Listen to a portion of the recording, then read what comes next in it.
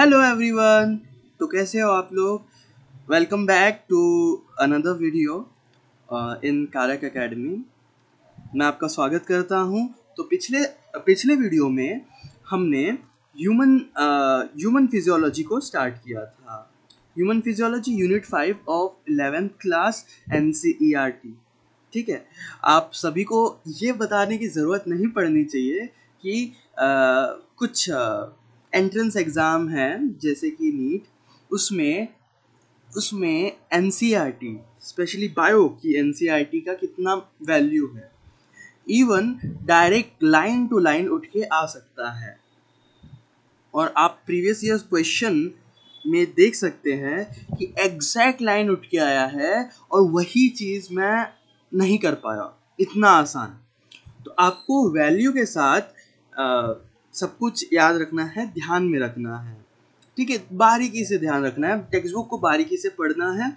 और एक और टिप देना चाहूँगा, आप ये NCERT 11th क्लास की और 12th क्लास की किसी की ज़रूरत हो या ना हो, बायोलॉजी की टेक्स्ट बुक कम से कम 10 बार पढ़े, कंटिन्यूसली पढ़े। मतलब फॉर एग्जांपल रिवीजन करना है, एक बार NCERT रीड किया, कुछ नहीं, ज़्यादा नहीं है, 4-5 पेज है, बस हमें पढ़ लेना है, 4-5 पेज पढ़ लेना है बस। एक बार ऐसा रिवीजन होगा तभी ही आप एंड ऑफ द एग्ज़ाम, मतलब एंड टाइम, एंड मोमेंट में एग्ज़ाम के पहले उस चीज़ को रिकॉल कर सकोगे, क्योंकि ये फैक्ट है, कोई भी इंसान भूल जाएगा। और इसको मेमोराइज नहीं करना है, मेमोराइज करके भी कोई मतलब नहीं है, क्योंकि जितना मेमोराइज करने की कोशिश करोगे, बहुत सारे डेटा है, तो उससे बेटर है आप बेसिक अंडरस्टैंडिंग बनाए, पहली बात तो। सेकेंड ऑफ ऑल, ये इजी लैंग्वेज है और शॉर्ट एंड कंसाइज है, तो आप बार बार रीड करें, इसमें हेल्प होगा आपका। और मैं इसीलिए इसको मतलब लाइक ये सीरीज बना रहा हूँ, जिसमें मैं वर्ड टू वर्ड आपको एक्सप्लेन करके बताऊंगा बायोलॉजी का NCERT। ये आपको कोई भी क्लासेस, कोई भी कोचिंग में ऐसा वर्ड टू वर्ड एक्सप्लेन करके नहीं मिलेगा। इसीलिए मैं सोचा कि ये एक बेटर वे है, जो बिगिनर है वो भी इसको यूज़ कर सकता है, और जो पढ़ चुका है 1 साल 2 साल ड्रॉप ईयर लिया है, उसको भी हेल्प होगा। क्योंकि NCERT को जितना हम पढ़ेंगे उतना कम है, जितने बार पढ़ेंगे उतने बार नए नए चीज़ें आपकी नज़रों के सामने आते रहेंगे। NCERT एक ऐसी चीज़ है। तो without any further ado let's get started. तो हाँ, पिछले वीडियो में जो कि इंट्रोडक्शन था ह्यूमन फिजियोलॉजी में, जिसमें मैं इस पैराग्राफ को एक्सप्लेन किया था। ये ऐसे जितना इम्पोर्टेंट नहीं है, बट फिर भी एक लाइक बेसिक अंडरस्टैंडिंग बनाने के लिए हेल्प करता है। इसमें 6 चैप्टर हैं, मैंने बताया था। उसमें उसमें इम्पोर्टेंट क्या है कि एक चैप्टर इसमें से गायब है, जो कि डाइजेस्टिव सिस्टम मेंशन कर रहा था, जो कि टाइम मिलते हुए मैं बाद में करा दूंगा, वो NCERT का मेरे पास होगा। तो अगर इफ़ यू नीड इट, ठीक है, हो भी सकता है, आ भी सकता है, ऐसा कोई बात नहीं है। तो हाँ, इसमें मैं एक चीज़ बताना चाहूँगा कि ह्यूमन फिजियोलॉजी मैंने स्टार्ट कर दिया था, ये पैराग्राफ भी बढ़ा दिया था, बट बात ऐसा है कि मैंने इंटेंशनली ह्यूमन फिजियोलॉजी वर्ड का मतलब नहीं बताया था। ठीक है, तो इधर ही से स्टार्ट करते हैं। ह्यूमन फिजियोलॉजी, पहली बात, ह्यूमन मतलब इंसान की बात चल रही है। मतलब फिजियोलॉजी ये एक सब्जेक्ट है जो कि दूसरे चीज़ों में भी हो सकता है, जैसे कि एनिमल फिजियोलॉजी या फिर कॉकरोच फिजियोलॉजी, लाइक वैसा। तो फिजियोलॉजी और मॉर्फोलॉजी सिमिलर साउंडिंग करता होगा। मॉर्फोलॉजी एक्सटर्नल अपीयरेंस पढ़ते हैं, और फिजियोलॉजी में क्या होता है, नॉर्मल फंक्शनिंग पढ़ते हैं। फिजियोलॉजी का अगर कोई मतलब पूछे तो आप बताना कि नॉर्मल फंक्शनिंग पढ़ रहे हैं। बेसिकली नॉर्मल फंक्शनिंग से मेरा मतलब ये है कि देखो, हम नॉर्मली ब्रीथ करते हैं, तो नॉर्मली ब्रीथ में क्या क्या डायनामिक्स चल रहा होता है, 1 मिनट में कितने बार ब्रीथ करते हैं नॉर्मली, या फिर लाइक नॉर्मली ऐसा होता है, हार्ट पंप करता है ब्लड और पूरे बॉडी में जाता है। तो बेसिक नॉर्मल जो फंक्शंस है उसको जानने की कोशिश करें ह्यूमन में। तो इन चैप्टर्स में डिवाइड करने का ये मतलब है कि बहुत सारे पार्ट्स हैं। ह्यूमन फिजियोलॉजी को जानने के लिए बहुत सारे सेगमेंट्स हैं। हर एलिमेंट को इंडिविजुअली पढ़ेंगे तो हम ह्यूमन कैसे फंक्शन कर रहा है वो जान पाएंगे। तो ह्यूमन फिजियोलॉजी से स्टार्ट करते हैं। इनके बारे में भी बात किया था अल्फोंसो कॉर्टी। मैंने एक सवाल पूछा था, ऑर्गन ऑफ कॉर्टी क्या है? तो आप देख सकते हैं इसी पैराग्राफ के लास्ट में ऑर्गन ऑफ कॉर्टी का हिंट भी दिया हुआ है। बट यही बात है ना, कई बार सवाल ऐसे पूछे जाते हैं, जवाब हमारे आंखों के सामने होता है, फिर भी हम जवाब आंसर नहीं कर पाते। ठीक है, breathing and exchange of gases, इसको मैं दो सेशंस में कंप्लीट कर दूंगा। पहले सेशन में लाइक बेसिक्स इंट्रोडक्टरी फेज, और सेकंड में थोड़ा सा मॉडरेट कॉम्प्लेक्स मतलब लाइक थोड़ा सा कॉन्सेप्चुअल चीज़ में डिस्कस करेंगे। ये बस ब्रीफ कराते हैं। Breathing and exchange of gases, पहली बात गैसेस में आते हैं। ठीक है, गैसेस मतलब gas is a state of matter, जो तुम्हें पता होगा। तो हवा ठीक है। एक्सचेंज ऑफ गैसेस मतलब हवा का अंदर बाहर होना, उसमें से कुछ एक्सचेंज हो जाना। ठीक है, अब्जॉर्ब या फिर एक्सक्रीट नहीं होना, एक्सचेंज होना।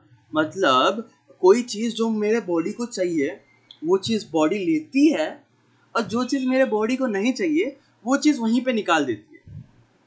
तो एक्सचेंज ऑफ गैसेस होना है। ठीक है, एक्सचेंज और एंड लिखा हुआ है, इसका मतलब ये दोनों चीज़ अलग अलग है, उनको जोड़ने की कोशिश की है। Breathing is a physical process, हमारा सांस लेना, अंदर इनहेल एंड एक्सहेल, ये ब्रीदिंग हो गया। एक्सचेंज ऑफ गैसेस थोड़ा सा डीप कॉन्सेप्चुअल है, जहाँ पे क्या होता है कि हम गैस में से कोई चीज़ लेते हैं और कोई चीज़ जो हमें नहीं चाहिए वो रिलीज कर देते हैं। यहीं पे एक इंटरेस्टिंग बात है कि हमारे बॉडी में ये चीज़ ऑटोमेटिकली होता है, और बात ऐसी है कि हमारे बॉडी को कैसे पता चलता है कि क्या एक्सचेंज करना है, कब एक्सचेंज करना है, ये आगे हम पढ़ेंगे। ठीक है, तो ब्रीदिंग सिंपली अगर कोई पूछे तो इनहेल एंड एक्सहेलेशन होता है। क्लियर कॉन्सेप्ट रखना, इजी लग रहा होगा, बट यही चीज़ अगर नहीं पता होगा तो आगे की कुछ सवाल आंसर नहीं किए जा सकते, इसीलिए मैं बता रहा हूँ। तो हर बातें मैं जो बोल रहा हूँ उनका कोई मीनिंग है, कोई इम्पोर्टेंस है, विदाउट विच मैं नहीं बोल रहा हूँ। ठीक है, तो as you have read, oxygen is utilised by the organism मतलब कोई भी लिविंग थिंग, लिविंग बीइंग। ठीक है, organism is living being, individual living, to indirectly break down simple molecules like glucose, amino acid, fatty acid, etc. to derive energy to perform various activity. तो energy चाहिए, energy को release करने के लिए मैंने पहले पिछले वीडियो में बताया था, हमारे बॉडी में पहली चीज़ एनर्जी चाहिए। एनर्जी कैसे आएगा? फूड से। ठीक है, और फूड एनर्जी ऐसे रिलीज नहीं कर देगा, प्लांट ने फूड को पैक करके बनाया था। ठीक है, जो मैंने खा लिया सिंपली। ठीक है, उसमें से एनर्जी रिलीज करने का एक ही प्रोसेस है, उसको बर्न करना, मतलब आग लगा देना। तो आग लगा देंगे तो कैसे चलेगा सिस्टम के अंदर, और आग लगाएंगे तो एकदम धड़ल्ले से एनर्जी निकलेगा, जो कि हमारी बॉडी उसका कोई यूज नहीं कर पाएगी। तो हमारी बॉडी क्या करती है, रेस्पिरेशन एक प्रोसेस होता है, सेलुलर रेस्पिरेशन भी होता है, जो मैं बाद में बताऊंगा, वो प्लांट में पढ़ेंगे। ठीक है, ये दोनों चैप्टर्स थोड़े कनेक्टेड है, क्योंकि ये ह्यूमन में बेसिक ऊपर बता देता है। वहीं पे बेसिक बताने के साथ साथ क्या है ना, कि जो इंटरनल मैकेनिज्म है वो भी कहीं ना कहीं ध्यान में रखना ज़रूरी है, जो कि प्लांट रेस्पिरेशन में पता चलता है। वैसे ही सिमिलर चीज़ हमारे बॉडी में भी सेल रेस्पायर करता है। रेस्पिरेशन और ब्रीदिंग पहली बात अलग चीज़ है, ध्यान में रखना। रेस्पिरेशन होता है एनर्जी रिलीज करना फूड में से, और ब्रीदिंग होता है इनहेलेशन और एक्सहेलेशन, एक्सचेंज ऑफ मतलब लाइक क्या बोलते हैं, वेंटिलेशन भी बोल सकते हैं। ठीक है, वेंटिलेशन करना। ठीक है, तो ये ग्लूकोज एक अल्टीमेट सोर्स ऑफ एनर्जी है, बाकी हमारा रेस्पिरेशन अगर बहुत इंटरेस्टिंगली अगर ध्यान से पढ़ोगे तो ये अमीनो एसिड, फैटी एसिड, जो भी चीज़ है एक मैकेनिज्म के थ्रू एनर्जी डिराइव कर सकती है अगर बॉडी को नीड है तो। अगर ग्लूकोज की कमी है तो अमीनो एसिड से भी बना सकते हैं। आपको कीटो डाइट अगर सुना होगा, कीटो में हम प्रोटीन, कीटो डाइट इंटरेस्टिंग बता रहा हूँ, इंटरेस्टिंग फैक्ट बता रहा हूँ। कीटो डाइट में इंसान सारे सब कुछ एलिमिनेट कर देता है अपने फूड में से, सिर्फ और सिर्फ प्रोटीन यूज करता है। तो प्रोटीन में अमीनो एसिड ब्रेक डाउन होकर हमारे पेट में जाएगा। इसलिए डाइजेशन पहला चैप्टर था। डाइजेशन समझेगा तो ही ये बॉडी में कैसे आया वो समझेगा। तो बाद में मैं बताऊंगा। एज पहले एनसीईआरटी को कवर करते हैं, ठीक है। तो खाने में से glucose, amino acid, fatty acid तोड़ तोड़ के निकालना डाइजेशन है। अभी उसका यूज करना नेक्स्ट है। उसका यूज करना ऑक्सीजन को लेके, मतलब उसको जला देना, ऑक्सीडाइज करना, ऑक्सीडेशन करना, ठीक है। अभी ऑक्सीडेशन से एनर्जी निकलेगा धीरे धीरे, स्टेप वाइज। अभी स्टेप वाइज ही निकलना जरूरी है। अगर स्टेप वाइज नहीं निकलेगा तो हम उस एनर्जी को कन्वर्ट नहीं कर सकते किसी वर्क में। लाइक फॉर एग्जांपल हैंड का मूवमेंट है, उसके लिए एनर्जी चाहिए। तो उसके लिए ना हमें एनर्जी बर्न करना है, बट स्टेप वाइज, इतना धीरे धीरे कि हम उसको यूज कर पाए इन प्रोड्यूसिंग वर्क। समझ आ रहा है? क्लियर? ठीक। तो इस प्रोसेस में ना सेलुलर रेस्पिरेशन होता है ना जब, तब जो ग्लूकोज का जो कार्बन है, ग्लूकोज में आपको फॉर्मूला पता होगा, आपको पता होना चाहिए, C6H12O6, ठीक है। इनमें से एक एक कार्बन निकल के ऑक्सीजन से रिएक्ट करके कार्बन डाइऑक्साइड बना लेता है। आपको रेस्पिरेशन में समझेगा।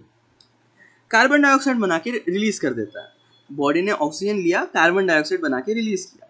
अभी मेरे पास ग्लूकोज भी चला गया, वो हवा में उड़ गया, ठीक है, कार्बन डाइऑक्साइड के फॉर्म में। अभी उसको निकालना भी जरूरी है, CO2। देखो CO2, ठीक है, मतलब लाइक O2, ठीक है। ऑक्सीजन एक एक मॉलिक्यूल C6H12O6 में ऑक्सीडाइज करके CO2 बना रहा है। बेसिकली हम किसी भी चीज़ को, अगर हम नेचर में भी इसको ग्लूकोज को जला दें तो कार्बन बचेगा बीच में और काफ़ी हद तक CO2 बन के उड़ जाएगा। तो वही हो रहा है। Which is harmful is also release during the above catabolic reaction. एक इंपॉर्टेंट टर्म है कैटाबॉलिक। कैटाबॉलिक मतलब ऐसा प्रोसेस, ऐसा रिएक्शन जो बड़ी चीज को तोड़ रहा है इनटू स्मॉलर मॉलिक्यूल। तो ग्लूकोज C6H12O6 को तोड़ा जा रहा है, इसीलिए कैटाबॉलिक रिएक्शन कह रहे हैं। It is therefore evident that O2 has to be continuously provided to the cell and CO2 produced by the cell have to be released out. समझ रहे हैं? यहाँ मैंने बना किस लिए वो बता दिया, ठीक है। काफी लोगों को ये समझने में मुश्किल होगा कि CO2 बन ही क्यों रहा है, और अगर बन कैसे रहा है वो नहीं पता, तो हमें ये क्यों जानना है कि एक्सचेंज क्यों हो रहा है। तो वो बेस नहीं बनता। तो बेस क्लियर करते हुए चल रहा हूँ।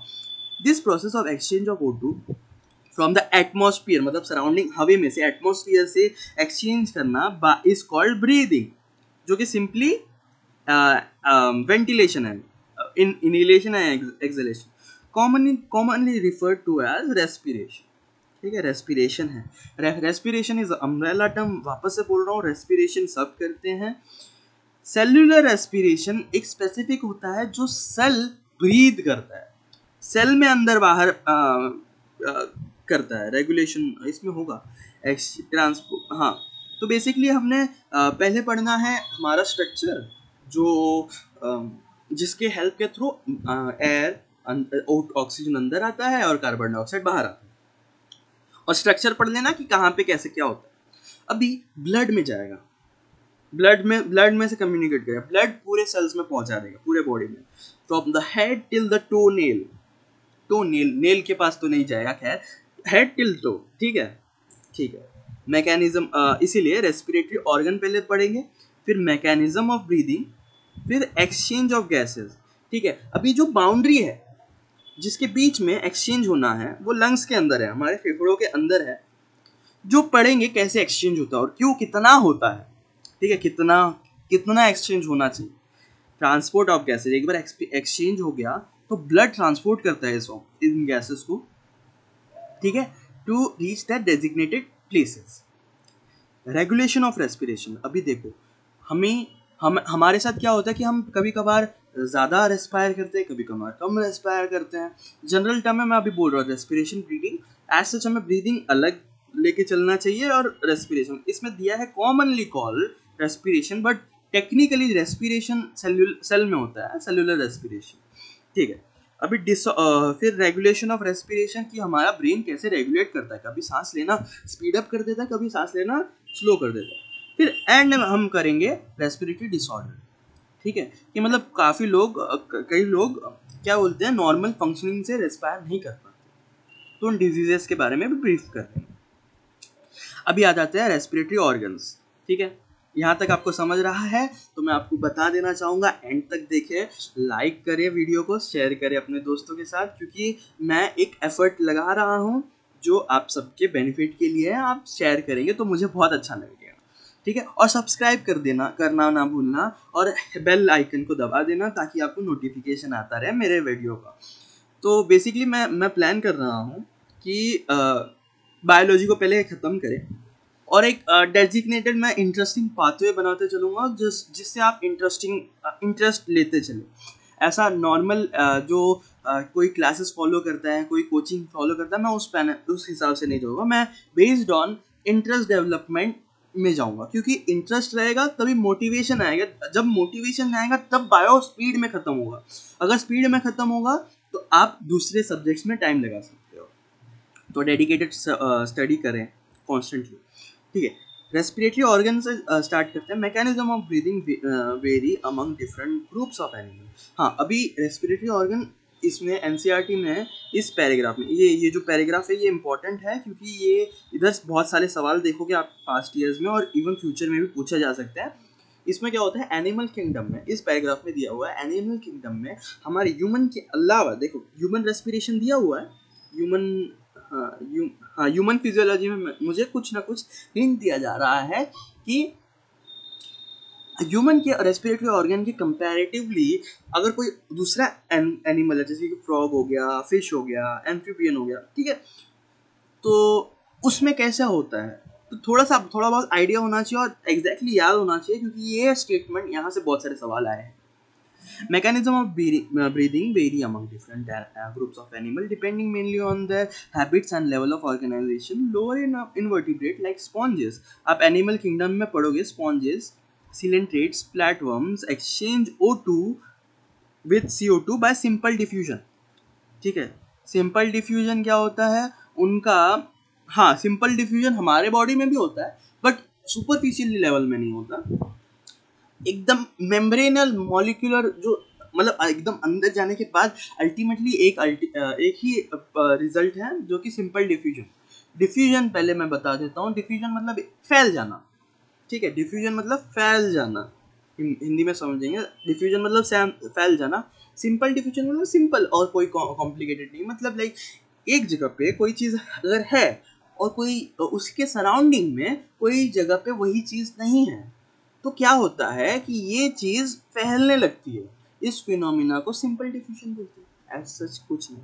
ठीक है, अभी बेसिकली क्या होता है कि सराउंडिंग में O2 ज़्यादा है, अंदर मेरे बॉडी के अंदर मैंने O2 को यूज़ कर लिया तो वो कम हो गया। तो वही मैं बता रहा हूँ, जहाँ पे ज़्यादा है वहाँ से जहाँ कम है वहाँ पे ट्रांसफ़र हो जाता है, डिफ्यूज़ हो जाता है, फैल जाता है। वैसे रिवर्स भी ट्रू है, अंदर मैंने सेलुलर रेस्पिरेशन किया तो ऑक्सीजन कन्वर्ट हो गया CO2 में, ठीक है, एनर्जी बनाते हुए। अभी एनर्जी कहाँ पे कैसे जाएगा वो बाद में बताऊंगा, ध्यान कंटिन्यू रखना, मेरे साथ रखना, मैं बताऊंगा, इंटरेस्ट बने रहना चाहिए। तो ये ऑक्सीजन क्या होता है, सॉरी ये कार्बन डाइऑक्साइड क्या होता है, अंदर कंपैरेटिवली ज़्यादा हो जाता है बाहर से, तो ये ट्रांसपोर्ट कर जाता है बाहर, सिंपल डिफ्यूजन। इन ऑर्गेनिज्म में ऐसा होता है, हमारे बॉडी में भी एल्वियोलाई है, एक पर्टिकुलर जगह है वहाँ पे यही चीज़ होगा। ठीक है, इसीलिए हिंट दे रहा, चलो ठीक है। Over their entire body surface, वो बाहर अपना मतलब जैसे कि मेरा स्किन दिख रहा है, यहीं से ब्रीथ कर लेंगे। हमारे बॉडी में भी एक पूरे बॉडी में एक जगह पे एक ऑर्गन है, हाँ, जिसमें ऐसा होता है, नाम करना मैं अगले पार्ट 2 ऑफ दिस वीडियो में बताऊंगा कि हमारे, और ये एक सवाल भी था, प्रीवियस ईयर्स क्वेश्चन भी था, तो ध्यान देना। कमेंट में मेंशन करना, ठीक है। हमारे बॉडी में ऐसी कौन सी टिश्यू या फिर पार्ट है जिसमें सिंपल डिफ्यूजन से ब्रीदिंग होता है, नॉर्मल रेस्पिरेशन के थ्रू जो होता है वो नहीं होता, ठीक है। ठीक है, अभी earthworm use that cuticle. Cuticle मतलब मॉइस्ट स्किन, उनका जो मॉइस्ट स्किन है, मॉइस्ट क्यूटिकल मतलब जो स्किन है वहाँ से डायरेक्ट डिफ्यूज हो जाता है। इसीलिए अगर उन पे आप सॉल्ट डाल देते हो तो मॉइस्ट मतलब लाइक वो बैरियर बन जाता है, तो वो ब्रीथ नहीं कर पाते। यही बात है, वो लोग बरोइंग एनिमल है, उनको मॉइस्ट होना जरूरी है। अगर उनका स्किन ड्राई हो गया तो ब्रीथ नहीं कर पाएंगे। Insects have networks of tubes, ठीक है। अभी थोड़ा सा मॉडिफाई हो गया, देखो बेसिक सिंपल से कॉम्प्लेक्स कर रहे हैं, इसका अंडरस्टैंडिंग आगे अप्लाई होगा। जैसे पहले मैं सिंपल डिफ्यूजन बता दिया हूँ, ठीक है। उसके बाद क्या बोलते हैं, नेटवर्क ऑफ ट्यूब्स। अब क्या होता है, जैसे जैसे धीरे धीरे एनिमल कॉम्प्लेक्स होता गया, वैसे ही ये सिंपल चीज थोड़े कॉम्प्लेक्स होते हैं। देखो सिंपल डिफ्यूजन ही होगा, बट वो एक डेडिकेटेड ऑर्गन दैट स्पेसिफिक जगह पे होगा जाके, ठीक है। उस जगह तक एयर जाना चाहिए, ठीक है। तो वो जगह तक कैसे जाएगा, tubes, network of tube. Network मतलब जुड़े हुए जी, जुड़े हुए हैं ये ट्यूब्स, एक दूसरे से जुड़े हुए हैं। ऐसे ब्रांचिंग होगा, फिंगर लाइक पैटर्न्स होगा, ब्रांचिंग होगा, ठीक है। नेटवर्क ऑफ ट्यूब्स, एक मतलब जटिल नेटवर्क बना है। इनको हम ट्रैकियल ट्यूब्स बोलेंगे। ट्रैकियल ट्यूब्स हमारे अंदर भी है, इसीलिए बता रहे हैं। To transport atmospheric air within the body, ठीक है, बॉडी के अंदर ट्रांसपोर्ट करने के लिए फिजिकली, ठीक है, ठीक है। Specialised vascular structure called gills, जैसे हमारे पास लंग्स है वैसे गिल्स होते हैं कुछ एनिमल्स में, इसको बोलते हैं ब्रैंकियल रेस्पिरेशन। ये नाम टर्म याद रखना। गिल्स के थ्रू ऐसे मैच द कॉलम बना सकते हैं, गिल्स के थ्रू क्या होगा, ब्रैंकियल रेस्पिरेशन, ठीक है। नेटवर्क ऑफ ट्यूब्स के एग्जैक्ट वर्ड उठाएगा, नेटवर्क ऑफ एमएस द पैर बन सकता है, network of tube, tracheal tubes, ठीक है, जोड़ना है, ठीक है। Are used by most of the aquatic arthropod. Aquatic मतलब जो पानी में रहने वाले, आर्थ्रोपॉड्स मतलब जो कॉकरोच जैसे हैं। आर्थ्रोपॉड अगर समझना, विजुअलाइज करना, तो कॉकरोच दिमाग में ले आओ। मॉलस्क अगर दिमाग में लाना है तो स्नेल ले आओ, स्नेल जैसा, ठीक है।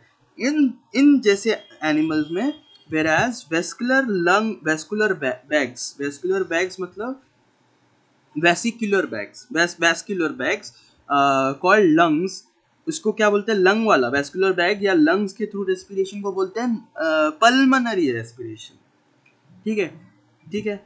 बैग्स होता है, हमारे अंदर लंग्स वाला सिस्टम है, पल्मनरी रेस्पिरेशन होता है। पल्मनरी एक की वर्ड है जो आपको ध्यान में रखना है, कोई भी चीज लंग से रिलेटेड होगा उसमें PULMO, पी से स्टार्ट होगा। वो मैं क्या कहना चाह रहा हूँ पता चल रहा है। अगर निमोनिया बोलूँ तो लंग से रिलेटेड चीज होगा, कीवर्ड रूट वर्ड ध्यान रखना, ठीक है। पी से जो चालू हो रहा है वो लंग से रिलेटेड कहीं ना कहीं होगा, ध्यान रखना। जैसे कि पल्मनरी एडिमा अगर कोई बोले तो लंग में सूजन आ जाना, फूल जाना, ऐसा कुछ होगा, ठीक है। चलो ठीक है, कुछ भी हो आगे जाके आप पढ़ो तो पल्मनरी मतलब लंग से related. Are used by terrestrial organism, देखो जहाँ पे वो रह रहा है उस हिसाब से उसका रेस्पिरेशन हो रहा है। अगर पानी में रह रहा है तो गिल्स है, मछली के पास गिल्स होता है पानी में, मछली का रेस्पिरेशन सिस्टम मैं कभी बताऊंगा। अर्थवर्म अपने स्किन से ही रेस्पायर कर लेता है, ठीक है। जैसे कि और फिर स्पॉन्जेस हो गया, सिलेंट्रेट हो गया, प्लेटफॉर्म एक इंसेक्ट है, जो हमारे लाइक ये पैरासाइट है, अतड़ियों में जाके चिपक जाता है और हमारे फूड में से खाना खाता है, ठीक है। इसके पास ये डेवलप करने का रीज़न है क्योंकि आसपास ऑक्सीजन हवा नहीं आ रहा है। अगर नहीं आ रहा है तो कैसे सांस लेगा, सिंपली इसके पास कॉम्प्लेक्स मैकेनिज्म डेवलप करने का रीज़न नहीं है, ठीक है। कोई फिजिबिलिटी भी नहीं है, ज़रूरत भी नहीं है, इसीलिए वो सिंपल स्किन से ब्रीथ करता है, ठीक है। आर यूज बाय टेरेस्ट्रियल, अभी जैसे वो लैंड पे आ गया, terrestrial organism for exchange of gases, उसके पास बैग आ गया, उस बैग में हवा जाता है through network of tubes, tracheal tubes, ठीक है। अभी उस बैग में से हवा उस बैग में हवा भरता है और खाली होता है, भरता है खाली होता है। लंग्स भी ऐसे ही करता है, जब वो भरता है उसमें हवा आता है और एक्सचेंज हो जाता है वहाँ ब्लड वेसल में, डायरेक्ट सिंपल डिफ्यूजन होगा, ठीक है, और ब्लड में पूरी जगह पे घूमेगा, ठीक है। अमंग वर्टिब्रेट्स, वर्टिब्रेट्स मतलब ऐसे जानवर जिनके पास रीढ़ की हड्डी है, ठीक है, ठीक है।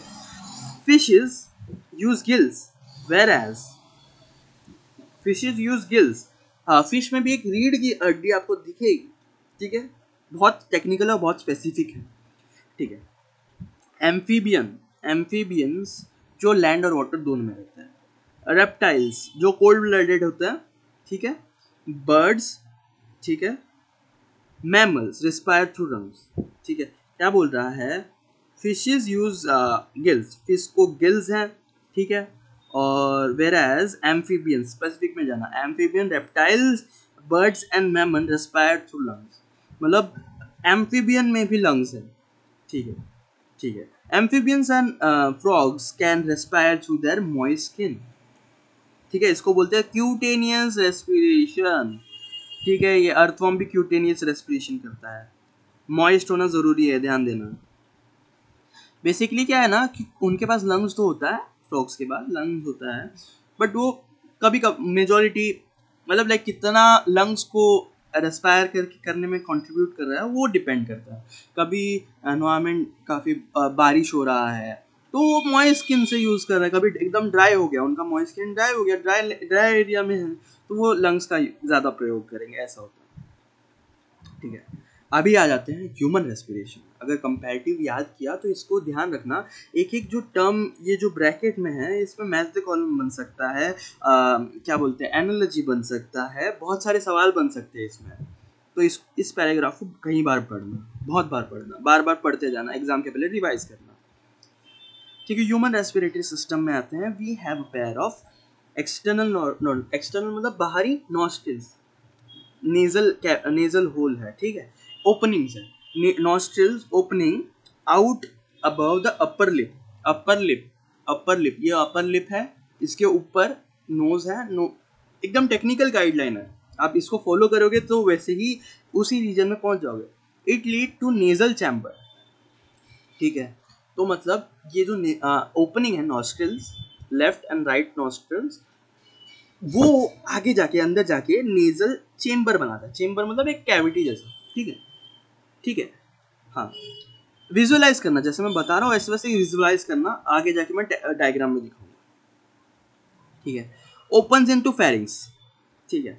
अभी चेम्बर के पीछे, जब वो पीछे अंदर गले के पास ध्यान रखना, गले के पास ये अंदर से खुलता है फेरिंग्स में, ठीक है। फेरिंग्स के भी 3 पोर्शन होता है, अगर आप इसमें मेंशन हो ना हो, ठीक है। फेरिंग्स लैरिंग्स आपको याद रखना है, ठीक है, फेरिंग्स लैरिंग्स ट्रकिया, फेरिंग्स लैरिंग्स ट्रकिया, 3 चीज होता है, ठीक है। अभी क्या होता है ना, अंदर जो यहाँ पे गले से ऐसा ऊपर तक होगा, एक्सटेंड विजुअलाइज करो, ऊपर तक होगा, गला ऊपर तक होगा, ठीक है। जो नेजल चेम्बर के पास जो रीजन है उसको मैंने फेरिंग्स बोल दिया, ठीक है, ठीक है, ठीक है, जहाँ पे a portion of which is common passage for food and air, ठीक है, ऐसा पैसेज जहाँ पे फूड और एयर कॉमन, तो इसीलिए आप नोटिस करेंगे कभी कभार हम हड़बड़ी में खा रहे हैं तो खांसी आ जाता है या फिर कुछ स्नीज आ जाता है तो नाक से फूड आता है, बेसिकली ये रीजन कॉमन है, ठीक है। यहाँ पे एक प्लेट है, बस यहाँ से फूड अंदर गया और यहाँ से पूरा नेजल चेम्बर है, ठीक है, यहाँ से कनेक्ट, यहाँ से खुला हुआ है, ठीक है, ये रीजन में अंदर से खुला हुआ है, तो ध्यान रखना। तो फेरिंग्स होता है कॉमन रीजन, यहाँ तक होता है, ठीक है, यहाँ तक होता है, इतना रीजन, तो इतने रीजन में 3 पार्ट हो जाएगा। अगर जो मैं एक इन डेप्थ बता रहा हूँ, जो नेज के पास है उसको नेजोफेरिंग्स बोलते हैं, जो माउथ के पास है उसको ओरोफेरिंग्स बोलते हैं, जो लैरिंग्स के पास है उसको लैरिंगोफेरिंग्स बोलते हैं, ठीक है। अभी लैरिंग्स यहाँ पे वॉइस बॉक्स, यहाँ पे लैरिंग्स है, ठीक है। लैरिंग्स के बाद यहाँ पे अगर देखोगे टच करके, जितना विजुअलाइज करोगे उतना बायोलॉजी स्ट्रांग होती जाएगी आपकी, ठीक है। लैरिंग्स के नीचे यहाँ पे जो उभरा हुआ है ना, यहाँ पे पैल्पिटेट करो मेरे साथ, उसके नीचे ट्रैकिया है, ठीक है, ठीक है, ये रहा ट्रेकिया। ठीक है, विजुअलाइज करोगे, नहीं तो आपको ये वर्ड याद नहीं होगा, आपको जोड़ना है, अपने बॉडी के साथ ही जोड़ो, अपने बॉडी के साथ ही विजुअलाइज करो। ठीक है, छोटी छोटी चीज से कनेक्टिविटी बनाओ। ठीक है, pharynx opens through the larynx region. ठीक है, वही वही कर रहा है, फेरिंग्स लैरिंग्स के थ्रू ट्रकिया में ओपन होता है, ऐसा कहता है। लैरिंग्स इज अ कार्टिलेज, अभी बाद में लैरिंग्स के बारे में बोला। लैरिंग्स इज अ कार्टिलेजिनस बॉक्स। यहाँ पे इसको विंड क्या बोलते हैं, साउंड बॉक्स बोलते हैं। इसमें से इस इधर इधर हाथ लग के अगर आप बोलोगे तो यहाँ पे वाइब्रेशन फील। ये क्या होता है, ये सीटी जैसा होता है, ये आवाज को ऐसे ऐसे कंप्रेस करता है। इसके अंदर अलग अलग कार्टिलेज होता है। कार्टिलेज मतलब थोड़ा सा हार्ड ऐसा स्ट्रक्चर जो यहाँ पे होगा, यहाँ पे भी होगा। यहाँ पे वाइब्रेशन होता है, वोकल कॉर्ड ऐसा ऐसा ऐसा, देखो ऐसा ऐसा वाइब्रेट करता है। अगर आप देखोगे ऐसे वैसे वोकल कॉर्ड के मसल वाइब्रेट करते हैं। ठीक है, वाइब्रेट करने से क्या होता है, आवाज निकलता है अलग अलग फ्रीक्वेंसी। ठीक है, जिससे हम बात करते हैं। ठीक है, और ये जो टंग होता है उसको रेगुलेट करता है, आवाज को सुर देता है, बस और कुछ नहीं। ठीक है, ठीक है। अभी क्या होता है, लैरिंग्स के पास एक ओपनिंग, एक फ्लैप जैसा होता है, ऐसा ऐसा फ्लैप जैसा होता है। वो फ्लैप ना कवर कर लेता है विंड पाइप को। जब देखो ये विंड पाइप है, ठीक है, यहाँ पे लैरिंग्स है। ठीक है, ऐसे देखना, यहाँ पे लैरिंग्स, फूड आया तो फूड इसको टच होगा, पहले टच होके यहाँ पे पूरा का पूरा विंड पाइप को कवर कर लेगा। तो क्या हो गया, अब झूले जैसा फूड इधर जाएगा और पीछे गिरेगा ना, विंड पाइप में नहीं गिरेगा। इसीलिए बोलते बोलते खाना नहीं चाहिए। ये जो ये क्या बोलते हैं, हाँ, ये जो ऑर्गन है इसके ऊपर, मैं बताऊंगा इसका नाम क्या है बाद में। ये इलास्टिक ऑर्गन है, ये अपना काम प्रॉपरली नहीं कर पाता। हम बोलते हैं तो हवा निकलेगा तो ये ऊपर आ जाएगा, खाना इस पे टकराएगा तब वो नीचे आएगा, बेचारा ऐसा झूलता रहता। ठीक है, ठीक है, इसका नाम है एपिग्लॉटिस। विजुअलाइज करना जरूरी है, एपिग्लॉटिस। हम स्वॉलो करते हैं तो ये एपिग्लॉटिस में वो पहले चिपकता है, लगता है, और वो क्लोज हो जाता है, पिन पाइप को क्लोज कर देता है और झूलने की तरह पीछे गिर जाएगा। पीछे क्या है, फूड पाइप। ठीक है, फूड पाइप। कभी कभार हम खाते खाते हमें बहुत जोर से जलन होती है, यहाँ पे खांसी होती है, एकदम आँख से पानी आ जाता है। उसमें क्या होता है ना कि हमने प्रॉपर खाया नहीं है, इसको जल्दी हड़बड़ी में खाया, जल्दी जल्दी खा लिया, या फिर खाते खाते बोल दिया, छींक दिया, कुछ भी कर दिया, जिससे क्या हुआ, ये एपिग्लॉटिस अपना काम नहीं कर दिया और काम नहीं कर पाया, और उसका जो फूड का जो लाइक फूड की चीजें है ना, यहाँ पे अटक गई, यहाँ पे विंड पाइप में चली गई, जो इरिटेशन प्रोड्यूस करता है। ठीक है, ठीक है। ड्यूरिंग swallowing, ये वाला statement, during swallowing glottis can be covered by a thin elastic membrane cartilaginous flap called epiglottis to prevent the entry of food into the larynx.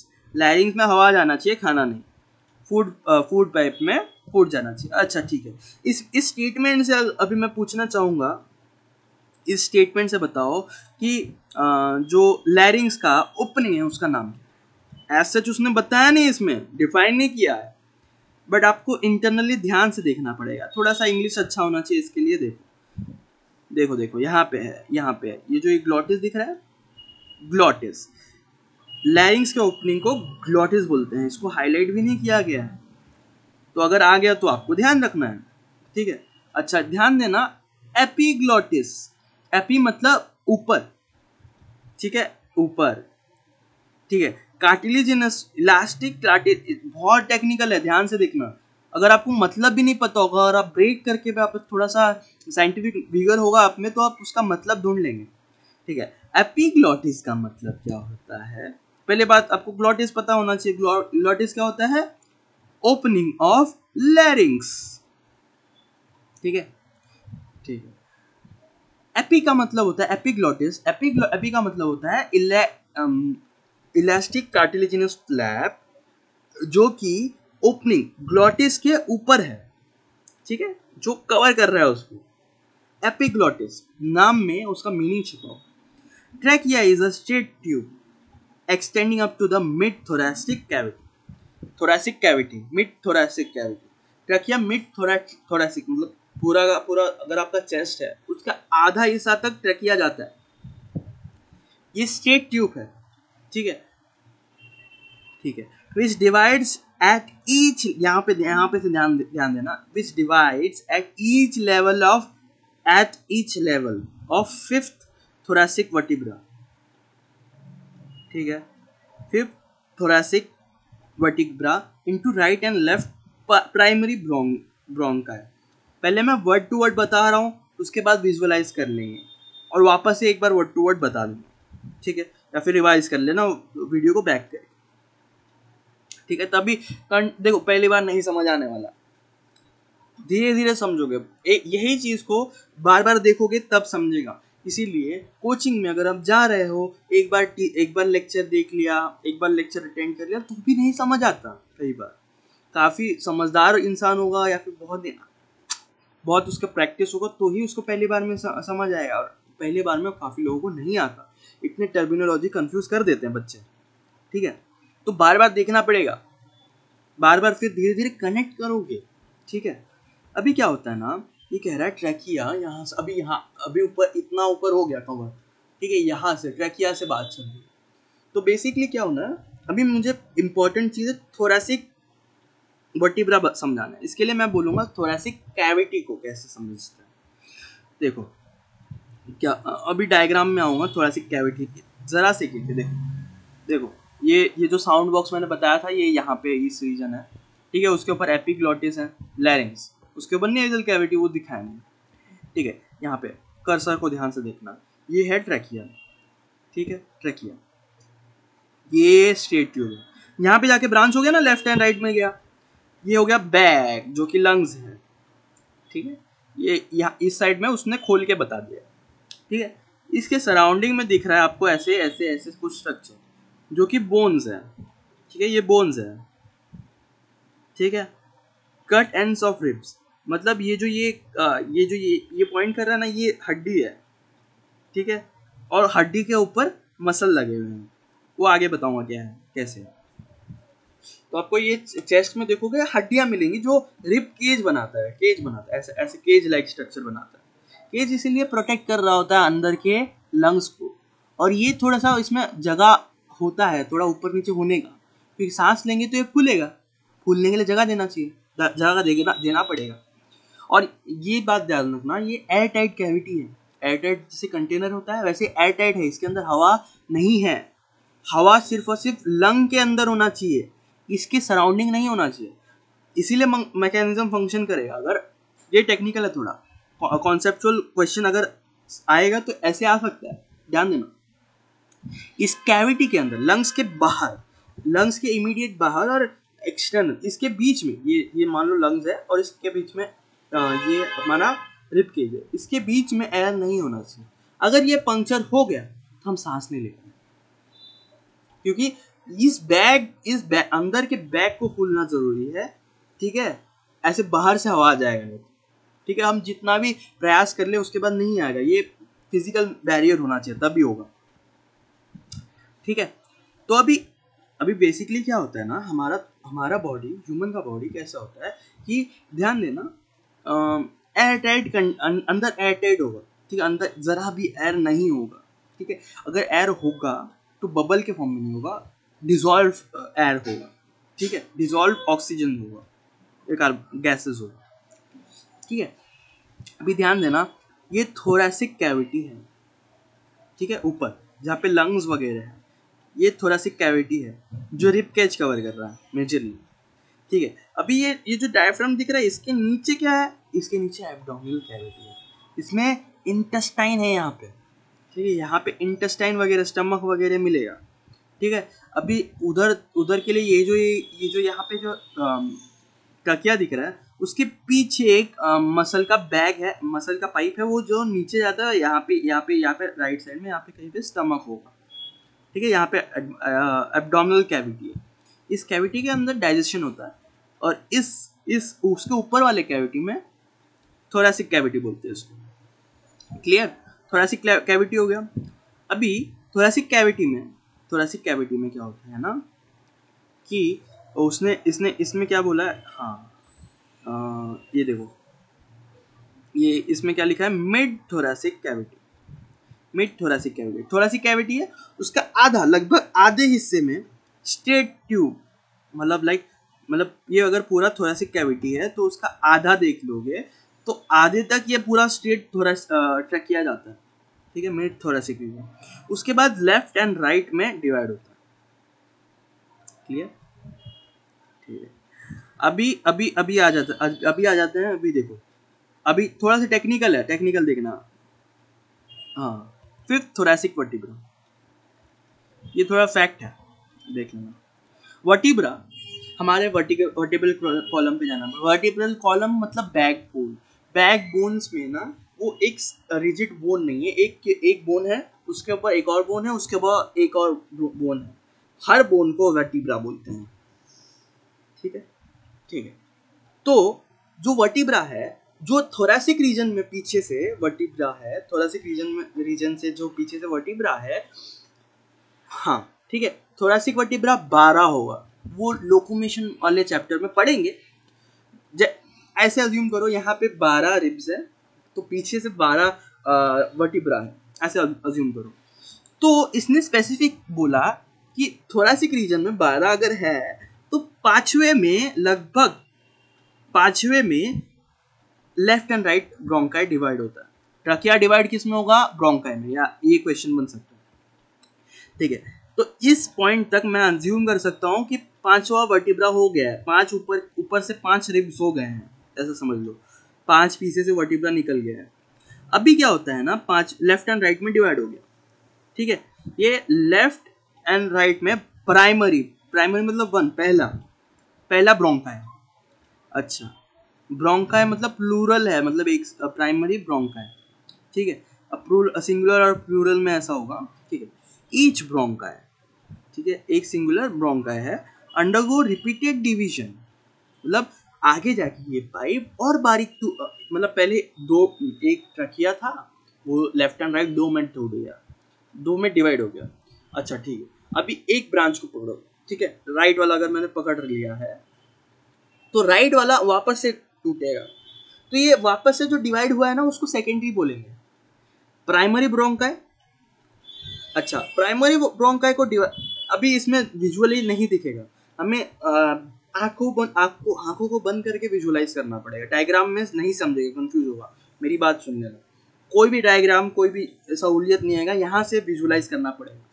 Trachea है, यहाँ से नीचे जाते हैं, आंखों को बंद करो, ट्रकिया है, ट्रकिया को फील करो, वहां से नीचे जाते जाते fifth thoracic mid thoracic cage में, फिफ्थ थोरैसिक वर्टिब्रे में लेफ्ट एंड राइट में डिवाइड हो गया एक बार। अभी ये डिवाइड इन दोनों में से कोई एक को विजुअलाइज करो, वो आगे जाके वापस से डिवाइड करेगा। अगर ये पहली बार जब डिवाइड हुआ इसको प्राइमरी ब्रोंकाई बोलेंगे, दूसरी बार डिवाइड हुआ उसको सेकेंडरी ब्रोंकाई बोलेंगे, तीसरी बार अगर डिवाइड हुआ तो उसको टर्शियरी ब्रोंकाई बोलेंगे। ठीक है, तो इतने टर्शियरी ब्रोंकाई तक बहुत फाइन हो गया। अभी उससे भी फाइन ब्रांचेस को टर्मिनल ब्रोंक्यूल्स बोलेंगे। क्या बोलेंगे? Terminal bronchioles. टर्मिनल मतलब एंड, खत्म हो गया, एंड में टर्मिनल ब्रोंक्यूल्स में एंड हो जाएगा। तो वापस एक बार वापस आ जाना। Trachea, primary bronchi, secondary bronchi, third tertiary bronchi, फिर टर्मिनल ब्रोंक्यूल्स ब्रोंक्यूल्स में कन्वर्ट हो गया। ब्रोंक्यूल्स मतलब बहुत सारे छोटे छोटे ट्यूब्स में टूट गया, मतलब सोचो और टूटने वाला है। ठीक है, और ऐसे ब्रांच के बहुत फाइन करना पड़ेगा। ठीक है, स्ट्रक्चर तभी समझेगा। अभी देखो, अभी स्टेटमेंट विजुअलाइज कर लिया, अभी पढ़ो, नहीं तो नहीं समझेगा। पढ़ने से पहले विजुअलाइज करा दिया हूँ मैं, अभी पढ़ोगे तो समझेगा, बाद में पढ़ोगे तो गलत कंस्ट्रक्ट कर सकते हो, इसलिए मैंने पहले विजुअलाइज करने बोला। तो मुझे फॉलो करते रहो। द ट्रकिए, ठीक है, प्राइमरी मतलब, हाँ ट्रकिया, प्राइमरी मतलब सिंगुलर की बात कर रहे हैं, trachea, primary, secondary, terminal bronchi and initial bronchioles. Initial मतलब स्टार्टिंग के ब्रोंक्यूल्स। ठीक है, इनिशियली, हाँ, are supported by incomplete cartilaginous rings. मतलब एक एक स्टेटमेंट, एक एक कॉन्सेप्ट है। क्या बोल रहा है कि कहाँ कहाँ तक, अब अगर अगर आपको पूछे कि इनकम्प्लीट कार्टिलेजिनस रिंग्स कहाँ तक है, ट्रकिया में है, प्राइमरी सेकेंडरी टर्जरी ब्रोंकाई में है, और इनिशियल ब्रोंक्यूल्स में है। टर्मिनल तक नहीं गया है, स्टार्टिंग हिस्से में कुछ कुछ है और खत्म हो गया, और कार्टिलेजिनस रिंग नहीं है। कार्टिलेजिनस से याद रखना, कान में जैसा जो फ्लेक्सिबल है वैसा ही नूल में है, वैसा ही कुछ यहाँ पे है, तो सेमी हार्ड स्ट्रक्चर है। इनकम्प्लीट मतलब ऐसा सी शेप रिंग्स होंगे, ठीक है, पीछे से छोड़ेंगे। उसका भी रीजन है, इसको फर्म होना चाहिए और इतना इसको सॉफ्ट होने की जरूरत नहीं है, बट फूड पाइप को सॉफ्ट होने की जरूरत है। अगर उसमें कोई हार्डनेस हो गया तो हम उसको मूव नहीं कर पाएंगे, वो अपने आप मूव होता है। क्या बोलते हैं, डाइजेशन वाले चैप्टर में है, वो मैं तब बताऊं। वो मूव होता है तो ऐसा बल्ज होगा, बीच में बल्ज होगा, तो उसको जगह देना पड़ेगा। तो इनकम्प्लीट होने का रीजन ये है कि पीछे से पीछे, इसके पीछे जस्ट पीछे फूड पाइप है, उसमें से फूड पास होना चाहिए, तो उसको ऐसा एक्सटेंड होना पड़ेगा, तो उसको फ्लेक्सिबल देना पड़ेगा, तो उसको यहाँ पे इनकम्प्लीट। इसलिए यहाँ पे ट्रकिया को सॉलिड होने का रीजन क्या है कि यहाँ पे कुछ सपोर्ट देने के लिए विंड पाइप क्रश ना हो जाए। थोड़ा सा प्रेशर दब गया तो क्रश हो जाएगा, अगर आप सोते सोते ऐसा कर लिया तो दब जाएगा, सांस कैसे लोगे। तो इसीलिए सपोर्ट करने के लिए बोन में नहीं चाहिए, सेमी सॉलिड, इसीलिए कार्टिलेजिनस, ठीक है, इसीलिए कार्टिलेजिनस, ठीक है, यहाँ तक है। उसके आगे कार्टिलेजिनस खत्म हो गया, उसके आगे सपोर्ट की जरूरत नहीं है, ठीक है, उसके आगे अपने आप फाइन, उसके आगे इतना फाइन हो जाता है कि और जरूरत भी नहीं हो। ईच टर्मिनल ब्रोंक्यूल्स, अभी ध्यान देना, ईच टर्मिनल ब्रोंक्यूल्स, देखो एक बार विजुअलाइज कर ही लेता है। प्राइमरी ब्रोंकाई, ठीक है, ऊपर वाले में देखना, ऊपर गया, ऊपर कर्सर को ध्यान से देखते रहना, ऊपर गया, ये टूटा ना, यहाँ पे टूटा, प्राइमरी ब्रोंक्यूल यहाँ पे टूटा, ध्यान से देखना, यहाँ पे दो 1 2 3 4 5 में टूटा, तो 5 सेकेंडरी ब्रोंक्यूल्स हो गए, ठीक है। अभी ये आगे जाके वापस से टूटेंगे, आगे जाके टर्जरी हो गया, टर्जरी ऐसा बल्ब जैसा दिखा रहा है ना, हाँ, टर्मिनल ब्रोंक्यूल्स में एंड हो गया।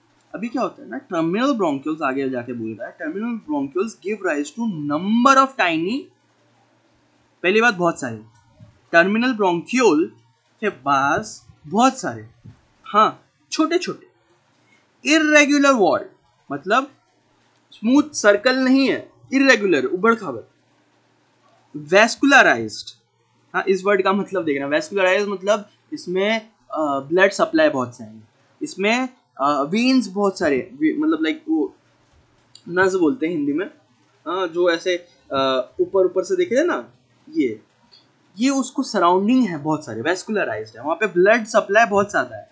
अभी क्या है, बैग लेग स्ट्रक्चर है, अगर बलून देखोगे वैसा बैग लेग स्ट्रक्चर है, जो कि एल्वियोला है। अगर आपको डिफाइन करना हो, अगर आप सीबीएसई बोर्ड में हो, तो यहाँ से यहाँ तक आप स्टेटमेंट लिख सकते हो, अगर आपको एल्वियोला पूछा क्या है, ठीक है। The branching network of bronchi, bronchioles and alveoli comprises the lungs. Lungs क्या है? Lungs is nothing but alveoli plus bronchioles plus network of bronchi, primary, secondary, tertiary.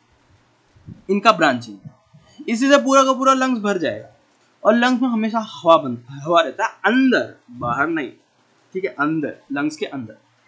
इसीलिए अगर कोई इंसान डूबता है ना,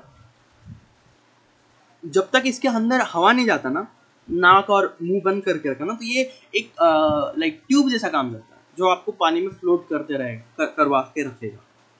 देखा, बहुत कॉन्सेप्ट है, ठीक है। अगर आपको ऐसा एप्लीकेशन बेस पूछ लिया कि अगर पानी में कोई गिर गया, ठीक है, गिरने के बाद अपने आप ऊपर आ जाता है, बाय, हमारे पास एक इनबिल्ट ट्यूब है, जो वो पानी में जो सपोर्ट के लिए ट्यूब होता है ना, जो हमें ऊपर फ्लोट कराते हैं, तो वैसा ही अगर पानी में जाओगे तो ये वापस ऊपर लेके आएगा। वी हैव 2 लंग्स, 2 लंग्स है। अब ध्यान देना, लंग्स के बारे में बता रहे हैं, विच आर कवर्ड बाय, देखो कोई भी ऑर्गन हो उसको प्रोटेक्शन है, वो प्रोटेक्शन क्या है, डबल लेयर है, जनरली डबल लेयर्ड ही होता है सारे, ब्रेन में चले जाओ, लंग में चले जाओ, किडनी में चले जाओ, हर सिस्टम में, ठीक है। डबल लेयर्ड प्लूरा, इसके क्या, हाँ, हर चीज का, हर ये एक बना लेना, हर ऑर्गन का उसके जो प्रोटेक्टिव कवरिंग है उसका नाम अलग अलग होता है, उसका नाम अलग अलग होता है। जैसे कि लंग का है प्लूरा, लंग के कवरिंग को बोलते हैं प्लूरा, विथ प्लूरल फ्लूइड, और फ्लूइड भी भरा होगा जैसे ब्रेन में भी होगा वैसे बिटवीन देम, ठीक है, ठीक है, ठीक है। वापस से पढ़ते हैं। We have two lungs which are covered by double layered pleura with pleural fluid between them. It reduces function on the lung surface, it reduces friction on the lung surface। जो लंग सरफेस है, बाहर bones है, muscle है, muscle के अंदर अभी visualise करना एक लेयर है, ठीक है, एक लेयर है जो कि प्रोटेक्टिव लेयर ही है, प्लूरा, डबल मेम्ब्रेन लेयर है। पहला लेयर है जो कि प्लूरल कैविटी, अंदर उसके अंदर प्लूरल कैविटी होगा, ठीक है, ऐसा समझो, सैंडविच्ड है, बाहर वाला प्लूरा, अंदर वाला प्लूरा, इसके बीच में प्लूरल फ्लूइड, बाहर वाला प्लूरा, अच्छा उसके बाहर क्या है, मसल, उसके बाहर क्या है, अंदर से देख रहे हैं, उसके बाहर क्या है, बोन्स, रिब केज, ठीक है।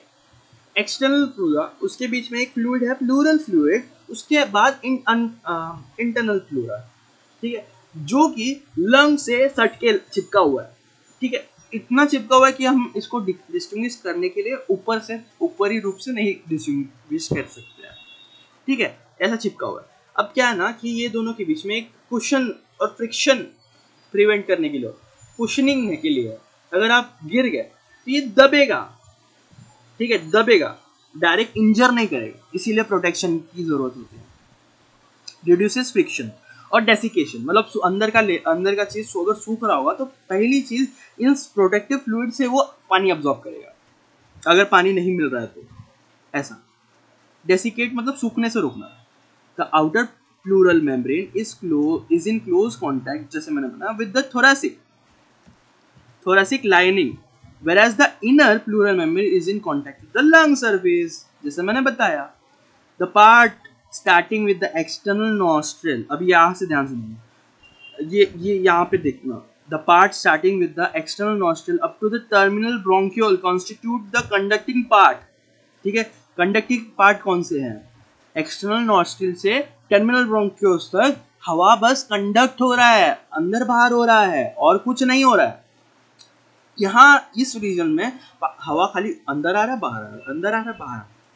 और एक ऐसा देना, इस स्पेस में हमेशा एयर रहेगा, ये ध्यान रखना, एयर बस अंदर स्पीड में जाएगा और बाहर स्पीड में आएगा, बस, और कुछ नहीं हो रहा है यहाँ आगे। whereas the alveoli and their ducts, मतलब alveolar जो सैक है और उसको जो कनेक्ट करने वाला टर्मिनल ब्रोंकियोल से वो जो डक्ट है, वो भी ध्यान देना, इसमें इसके हिसाब एनसीईआरटी के हिसाब से alveoli है, इसके साथ साथ डक्ट, उसका जो डक्ट है, फॉर्म द रेस्पिरेटरी और एक्सचेंज पार्ट।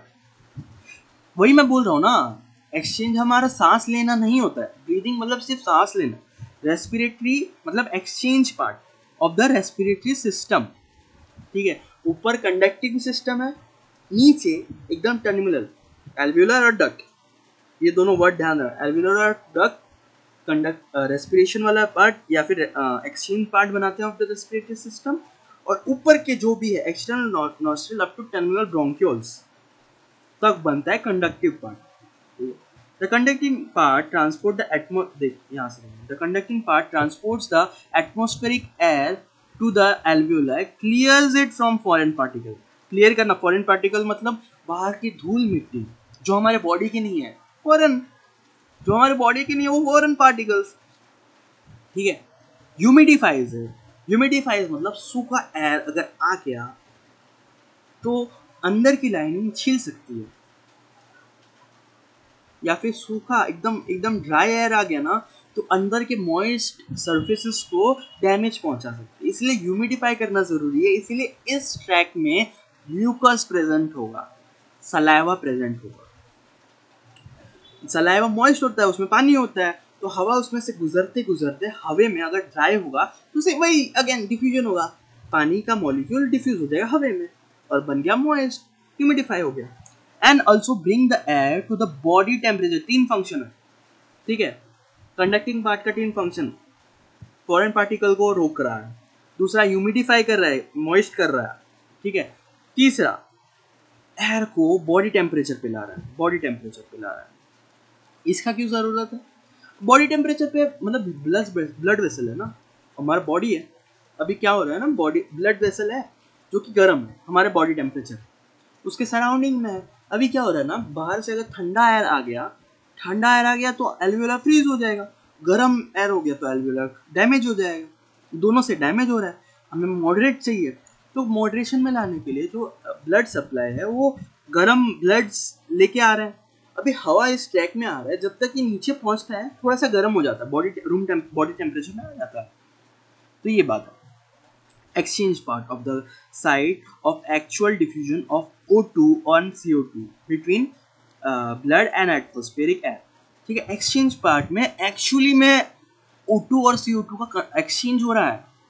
इसके पहले बस पार्टिकल को निकाल रहा है, ह्यूमिडिफाई कर रहा है, बॉडी टेम्परेचर में ला रहा है। एक्सचेंज अभी एल्वियोला है और उसके कंडक्टिंग पार्ट में, एक्सचेंज पार्ट में हो। The lungs are situated in the thoracic, देखो लास्ट में बोला है कि थोरासिक चेम्बर में है, ठीक है। चलो ठीक है, लैंग्वेज को समझते हुए चलेंगे, कॉन्सेप्ट डेवलप जोड़ते चलेंगे। विजुअलाइज कर नहीं किया तो बायोलॉजी नहीं समझेगा, अगर विजुअलाइज कर लिया तो कोई भी सवाल दे दो आप सॉल्व कर लोगे, ठीक है। विजुअलाइजेशन चाहिए। Lungs are situated in the thoracic cavity which is anatomically airtight chamber, जो मैंने स्टार्टिंग में बोला एयरटाइट होना जरूरी है। अगर बाहर एयरटाइट नहीं होगा तो हमारे जो नाक से, देखो बाहर से अगर मान लो किसी को बुलेट लग गया और रिप केज के बीच में पंक्चर हो गया, तो हम अगर हमारा बॉडी मसल को एक्सपांड रिलैक्स भी कर रहा होगा, सांस फोर्सफुली सांस लेने की कोशिश भी कर रहा होगा, तो हवा यहाँ से इस पाथ से नहीं आएगा, इस पाथ से ना आते हुए यहाँ से अंदर घुस जाएगा जहाँ पे होल है, समझ रहा है, वहाँ पे मतलब अगर चेम्बर में अगर पंक्चर हो गया है तो यहाँ से अंदर बाहर करने लग जाएगा, यहां से पूरे पाथ से नहीं आएगा। एप्लीकेशन बेस्ड क्वेश्चन आ सकते हैं। The thoracic chamber is formed dorsally, देखो डॉर्सल मतलब पीछे, डॉर्सली बाय द वर्टिब्रल। अभी देखो थोरैसिक चेम्बर का विजुअलाइजेशन करा रहा है, विजुअलाइज करो, ठीक है। थोरैसिक चेम्बर, जो थोरैसिक चेम्बर है, हाँ, उस कैविटी के अंदर लंग्स और रेस्पिरेटरी सिस्टम है, ठीक है।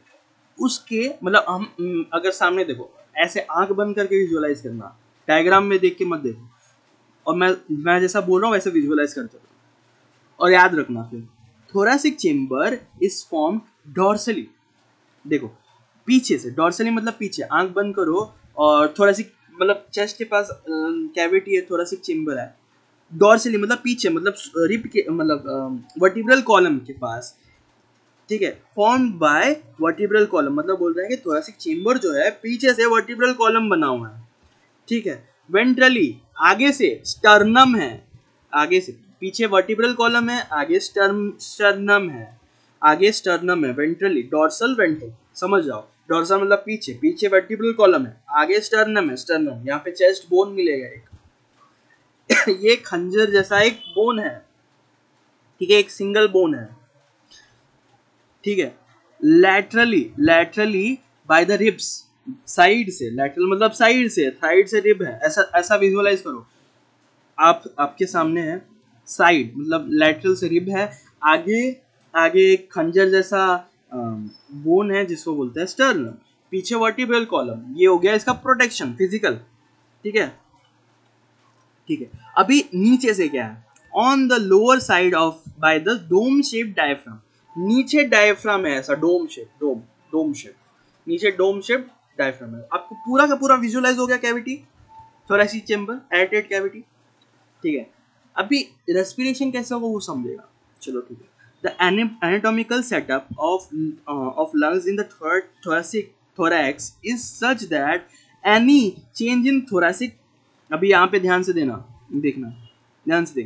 any anatomical setup of lungs in the thoracic region में in such a way, ऐसे है कि any change in the volume of thoracic cavity, कैसे भी अगर thoracic कैविटी में से मतलब लाइक कैविटी में से चेंज, पहली बात एयर टाइट है, कोई भी अगर चेंज होगा, जैसे मान लो ये डोम शेप्ड है, कवर्ड है हाँ पूरी तरह से, और एयर टाइट है, हवा आने का एक ही रास्ता है, लंग के ऊपर, ट्रैकिया से ऊपर से, ठीक है। अभी ऐसा बोल रहा है कि ऐसे मतलब इसमें कोई भी चेंज अगर होता है तो देखो, any change in the volume of thoracic cavity will reflect in the lung cavity. मतलब यहाँ पे ध्यान से देखना, अगर यहाँ पे से अगर ये मान लो डोम शीट डायफ्राम है, ये मसल है, ये अगर ऐसा कॉन्ट्रैक्ट हो रहा है, कॉन्ट्रैक्ट मतलब नीचे जा रहा है, ठीक है, एयर टाइट है, तो अगर ये नीचे जा रहा है तो ये पुल करेगा लंग्स को अपने तरफ, ठीक है। आगे लंग्स भी एक्सपांड कर जाएगा मसल से, मैं मसल खींचूंगा, एक्सटेंड हो जाएगा। ये स्टर्नम में खुला है फ्लैप, इसके पास कार्टिलेज है साइड में, तो ये फ्लैप भी ओपन हो जाएगा, तो अंदर का थोरैसिक चेंबर का वॉल्यूम बढ़ गया। अगर बढ़ गया तो बोल रहा है लंग की भी वॉल्यूम चेंज होगी, लंग के अंदर की जो कैविटी है ना उसकी वॉल्यूम चेंज होगी, लंग भी एक्सपांड कर जाएगा। अगर लंग एक्सपांड हो जाएगा तो एक्सपांड होगा तो हवा भर जाएगा अंदर, ठीक है, हवा भर जाएगा। अच्छा, अगर मैंने इसको डोम शेप को वापस से रिलैक्स कर दिया, इसको वापस से रिलैक्स कर दिया, स्टर्नम वापस से जगह पे बैठ गया, ठीक है, तो एकदम वापस से मतलब लाइक जो एक्सपांडेड लंग्स था वो सिकुड़ गया, हमें फोर्सफुली सिकुड़ दिया, तो क्या होगा, हवा ज्यादा है, बाहर जाओ, तो ऐसे अंदर बाहर होता है, समझ रहा है। Such arrangement is essential for breathing. As we cannot directly alter, देखो, as we cannot directly alter the pulmonary volume, हम लंग के अंदर हम कॉन्शियसली नहीं उसको एक्सपांड रिलैक्स कर सकते, ठीक है, नर्वस सिस्टम से हम चाहकर लंग्स को एक्सपांड रिलैक्स नहीं कर सकते, बट इसके मसल सराउंडिंग को कर सकते हैं, वही बात। अभी respiration involve the following step. Breathing पहला स्टेप, ये स्टेप इंपॉर्टेंट है, जम्बल्ड करके आता है कई बार, ठीक है, जम्बल्ड करके आएगा, तुम्हें ऑर्डर में लगाना है। ब्रीदिंग और pulmonary ventilation by which atmospheric air is drawn in and CO2 rich alveolar air is released out. क्या बोल रहा है, ब्रीदिंग पहला होता है ब्रीदिंग और पल्मोनरी वेंटिलेशन, मैंने स्टार्टिंग में बोला था ब्रीदिंग को वेंटिलेशन भी बोलते हैं, लंग को वेंटिलेट करना, पल्मोनरी वेंटिलेशन, ठीक है। स्टार्ट हो रहा है पल्मोनरी वेंटिलेशन से, बाय विच एटमॉस्फेरिक एयर, बाहर का surrounding air, is drawn in, अंदर बाहर का एयर अंदर लाना, एंड CO2 रिच, ऐसा बोल, एंड के बाद ऐसा साथ में बोलो, CO2 रिच एल्वियोलर एयर, मतलब एल्वियोलर के अंदर CO2 रिच हो गया, क्योंकि बॉडी से निकल गया, बॉडी में CO2 बना तो वो एल्वियोलर में आके जमा हो गया, अब उसको रिलीज कर देना। तो पहला स्टेप क्या है, अंदर बाहर करना हवा को। उसके बाद सेकंड स्टेप है डिफ्यूजन ऑफ गैसेस। देखो मैंने बोला सिंपल डिफ्यूजन था, डिफ्यूजन हमेशा होना है, डिफ्यूजन के बिना रेस्पिरेशन नहीं होना है कंप्लीट। डिफ्यूजन ऑफ गैस, ठीक है, गैसेस कौन से, ऑक्सीजन और CO2 अक्रॉस एल्वियोलर मेम्ब्रेन। जो एल्वियोलर जो सैक है उसका जो मेम्ब्रेन है उसके अक्रॉस, मतलब उसके थ्रू इन गैसेस का एक्सचेंज होना, डिफ्यूजन होना। ये लेयर इतना बारीक है, इतना मॉइस्ट, ये सिंगल लेयर्ड होते हैं कई बार, ठीक है, सिंगल लेयर्ड होते हैं, इतना थिन होता है कि ब्लड से डायरेक्ट डिफ्यूज हो सकता है अलाउ करने, ठीक है, इसीलिए इतना छोटा होना इसको। Transport of gas by the blood, अभी थोड़ा डीप हो गया। अब तक हम सोच रहे थे कि सांस लेना होता है रेस्पिरेशन, बट उससे कहीं ज़्यादा है, मैं स्टार्टिंग से बोल रहा हूँ उससे कहीं ज़्यादा है। अभी डिफ्यूजन हो गया, ठीक है, उसके बाद क्या होता है, transport of gas by the blood. एक बार ब्लड में मतलब डिफ्यूजन हुआ कहाँ, एयर से ब्लड में गैसेस का एक्सचेंज हो गया। डिफ्यूजन मतलब एयर से ब्लड में जाना और ब्लड से एयर में आना, ठीक है। अभी ब्लड का ट्रांसपोर्ट होना, transportation of gas by the blood, ठीक है। अभी वापस से दो बार डिफ्यूजन होता है, पहला डिफ्यूजन एल्वियोलर में हुआ, फिर वो डिफ्यूजन हो गया, डिफ्यूजन में क्या हो गया, ऑक्सीजन भर गया, oxygenated blood and deoxygenated blood ऐसा बोलते हैं, मतलब ब्लड में आ गया ऑक्सीजन, तो बोल देंगे ऑक्सीजनेटेड ब्लड। अच्छा, अभी आगे जाके ये ट्रांसपोर्ट होगा, transport of gas by the blood.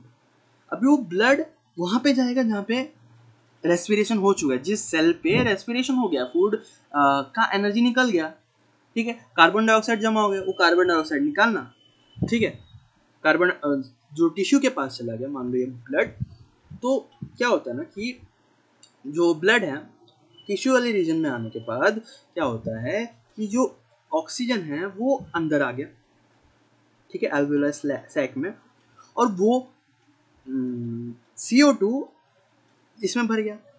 Oxygen का निकल जाना, डीऑक्सीजनेशन हो जाना, तो डीऑक्सीजनेटेड ब्लड हो जाएगा, ठीक है। तो इस लेवल पे मतलब पहले एल्वियोलर में डिफ्यूजन हो रहा है, दूसरा टिश्यू में डिफ्यूजन हो रहा है, ठीक है, पहला एल्वियोलर मेम्ब्रेन में डिफ्यूजन हो रहा है, दूसरा टिश्यू में हो रहा है।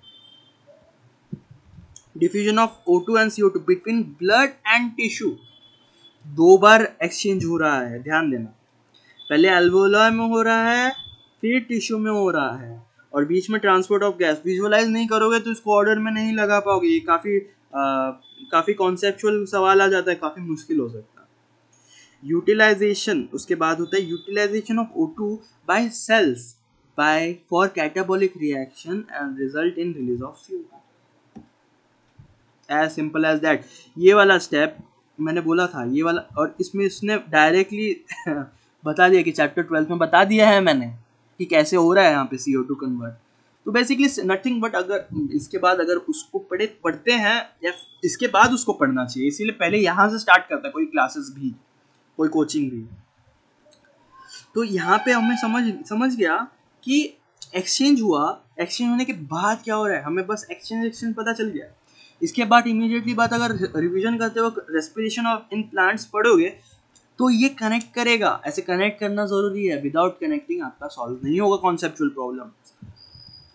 Utilisation of O2 by cell by catabolic reaction में मैंने बोला ना, एनर्जी प्रोडक्शन मतलब फूड को जलाना और उसमें से एनर्जी निकालना, ठीक है। अब फूड को जलाया तो फूड में ग्लूकोज में कार्बन है, कार्बन एक कार्बन ऑक्सीजन ले लिया और CO2 बन गया, सिंपल। ये होता है स्टेप सिंबल।